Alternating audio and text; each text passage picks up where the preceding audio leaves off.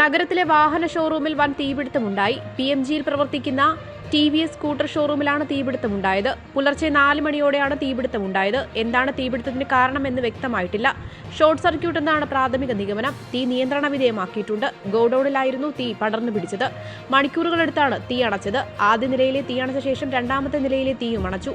Spare പാർട്സുകൾ സൂക്ഷിക്കുന്ന ഭാഗത്ത് കനത്ത നാശനഷ്ടമുണ്ടായിട്ടുണ്ട്. വാഹനങ്ങൾ തൊട്ടടുത്ത ലൂർദ് പള്ളിയുടെ മൈതാനത്തേക്ക് മാറ്റി. 1-ാം നില പൂർണ്ണമായും കത്തിനശിച്ചു. മാറ്റാൻ കഴിയാതെ പോയ വാഹനങ്ങൾ പൂർണ്ണമായും കത്തിനശിച്ചിട്ടുണ്ട്.